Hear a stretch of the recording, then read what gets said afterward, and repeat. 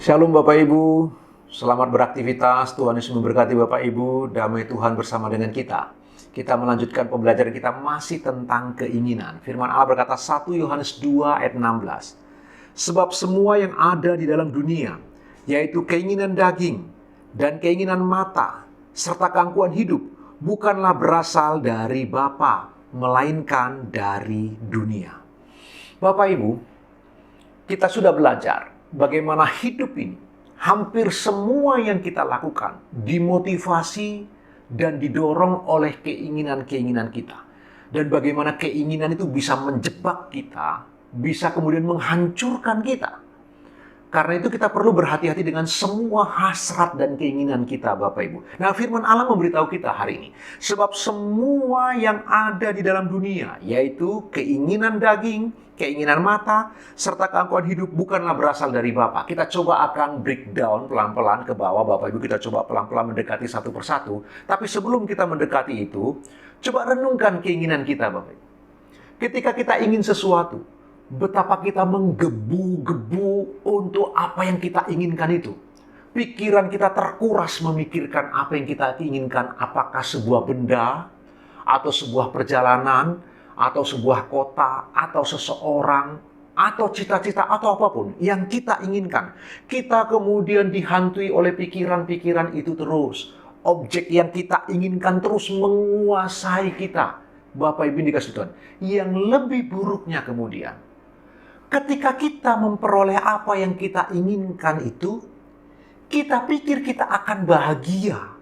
Seterusnya, kita pikir kita akan punya kebahagiaan dan sukacita yang langgeng. Faktanya tidak demikian, Bapak Ibu. Kita punya pengalaman sama. Kita semua punya keinginan. Ternyata waktu keinginan kita itu terrealisasi, betul-betul nyata ada pada kita yang kita inginkan. Kita dapatkan apa yang kita inginkan. Ternyata dia hanya berlangsung singkat saja. Dia begitu temporal. Begitu selesai apa yang kita inginkan kita dapatkan, Bapak Ibu, dengan segera itu akan menjadi biasa lagi. Kalau dia sebuah benda, benda itu akan kembali menjadi biasa. Kalau itu sebuah mobil, mobil itu kemudian menjadi biasa. Kalau itu sebuah rumah, itu rumah kemudian menjadi biasa saja. Perhatikan Bapak Ibu, waktu kita belum punya, kita menginginkan, kita menggebu-gebu. Pikiran kita terkuras untuk memikirkan apa yang kita inginkan itu. Tetapi begitu kita memperoleh, kita mendapatkannya, ternyata itu tidak berlangsung lama. Rasa antusias kita, rasa senang kita, rasa bahagia kita, ternyata begitu singkat, Bapak Ibu. Setelah itu, semua berjalan normal kembali. Coba Bapak Ibu perhatikan, berapa banyak benda-benda di rumahmu yang engkau inginkan, lalu kemudian dia menjadi tumpukan yang tidak berarti. Ada berapa banyak barang-barang yang engkau beli, yang engkau mulai dengan sebuah keinginan, lalu kemudian itu semua menjadi sangat mubazir. Dia menjadi rongsokan di rumah kita, terbengkalai begitu saja. Pikirkanlah bagian itu, Bapak Ibu. Bukankah itu sesuatu yang merusak? Bukankah itu pemborosan yang tidak berarti apa-apa? Bapak Ibu dikasih Tuhan, perhatikanlah.